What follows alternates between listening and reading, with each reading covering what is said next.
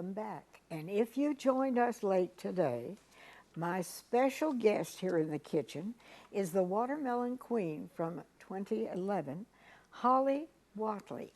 And she now is a pastry chef in Charleston, South Carolina. And she's decided she'd spend a little time with us today. And I'm so glad you came. It's nice to see you again. Great seeing we you. did the salad, which is really very simple. And you just use all spinach in that salad. Mm-hmm. Okay. Yeah, you can just buy the pre-washed bagged spinach at the grocery store. It makes it really easy. So that's easy. And people, you know, when the weather's nice and you don't want to spend your whole time in the kitchen. No. So you want something simple. You do. But you want it to still be good for you. Now, what is this? Next, I'm going to show you the watermelon ham roll-up. And that's pretty simple, too. There's only 5 ingredients. So you'll have your tortilla shells. You're going to have these watermelon spears, lettuce, and ham. And this right here is kind of the secret ingredient. It's a cream cheese and chive spread, and it's pre-made. You can buy it. You can buy it at the store. Philadelphia cream cheese, no artificial flavors, perfectly whipped with real chives for a smooth spread. Well, that's something. We can discover something different every day. Oh man, and so it's this good. You buy. Yeah, you just buy it, and it's already.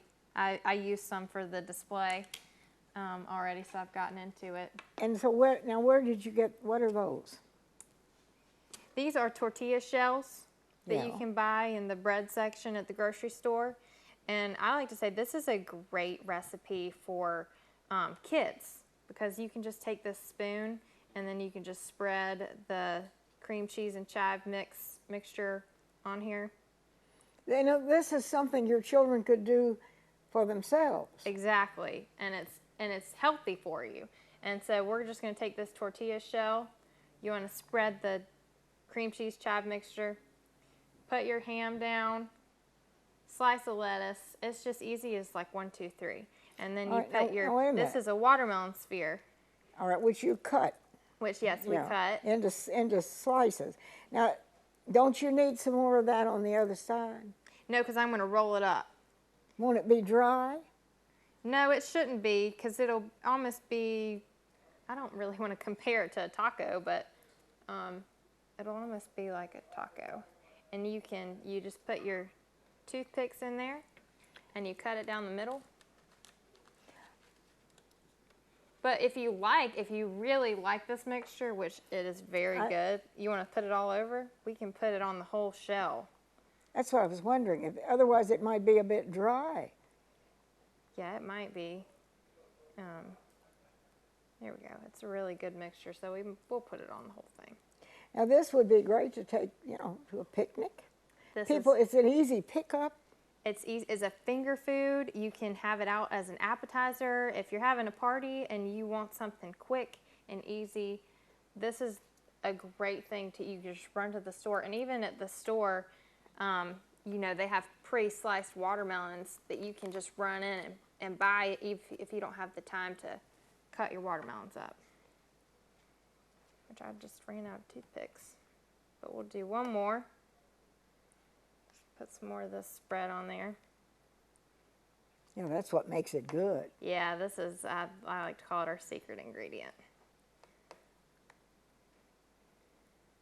And yeah, and it's fun. And it's almost, depending on how old the kids are, they could almost eat this as a lunch or a snack or anything.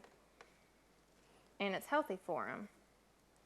Just do it just like that. And these tortilla shells, I actually was having a little trouble with them earlier because I did so well packing my cooler so cold that my tortilla shells were cold and they were stuck together, all of them in the package. Well, now, can you buy those in any supermarket? Yes, ma'am. Yeah. They're just plain tortilla shells? They're just plain tortilla shells. There's flour shells, corn shells. These are flour. Does that have corn in it? These are the flour shells. Okay. Yeah, but they do, for people that are worried about gluten, they do make corn tortilla shells. So you can find these things easily.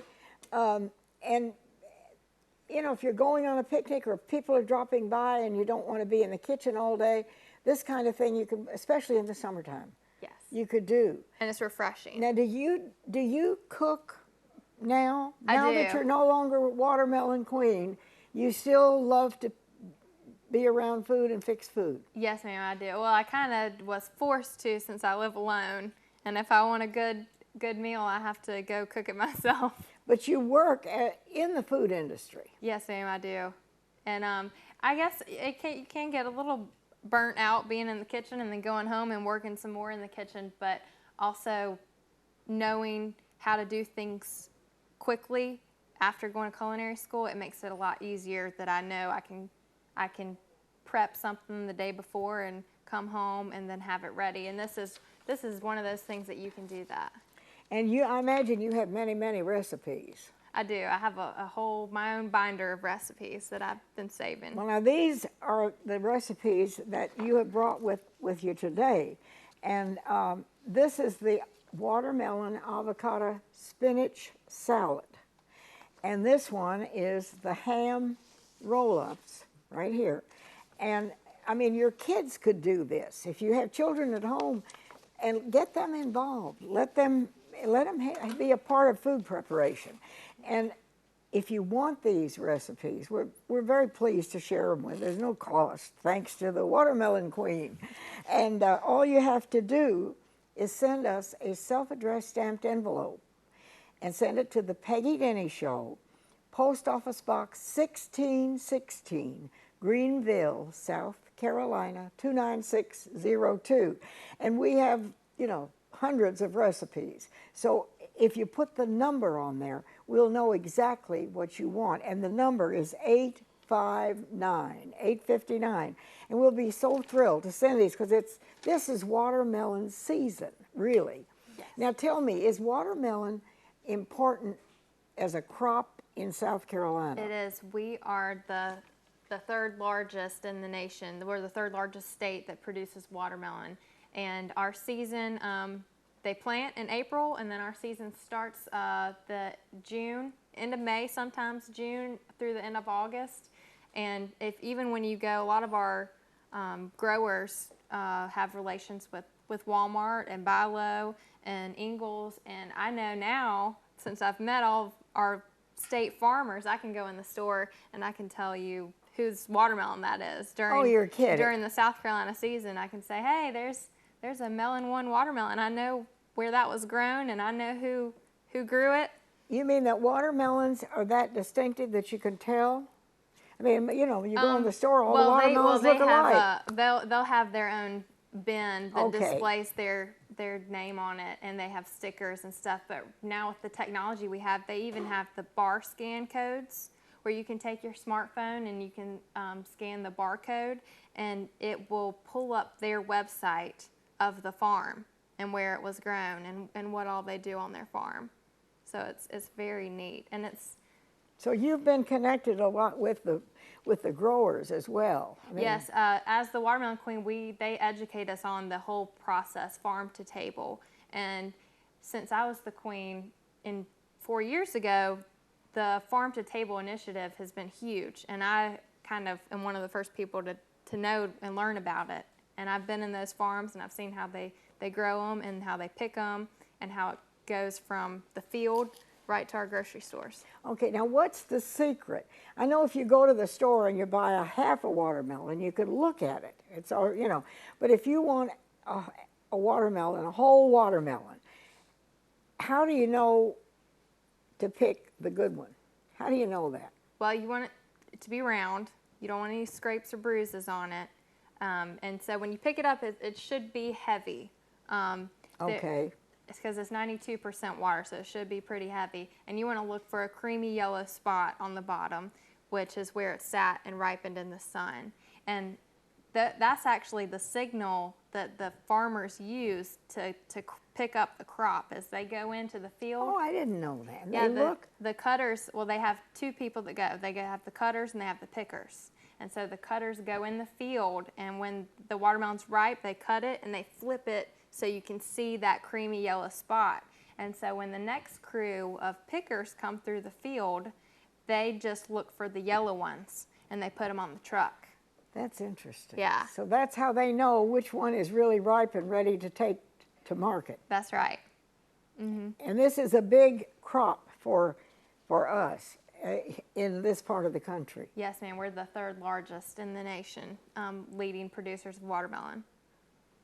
And you went 4 years and graduated from Presbyterian College with a business degree. That's right. And then how did you happen to get into being a watermelon queen? I don't know. Well, it has a lot to do with your communication skills. Okay. Beforehand, I had been in the pageant world, and I found out about the Watermelon Queen competition, and it's kind of set up like a pageant, but it's focused on your communication skills, because we go around and we do shows like yours, and we're on the radio, and we are out there promoting watermelons, and so it's very important that we can be able to speak to people and speak to people of all backgrounds too, and I've loved it. I jumped at the opportunity to come back to your show. Well, we'd love to have you. And one little thing that we might want to suggest, since watermelons are plentiful right now, rather than let your children snack on junk stuff,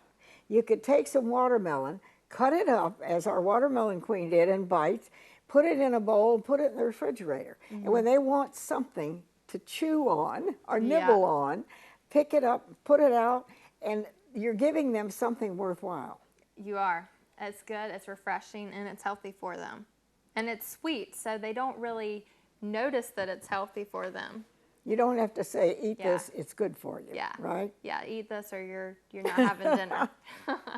And we have these wonderful recipes, and also there is a website, watermelon.org.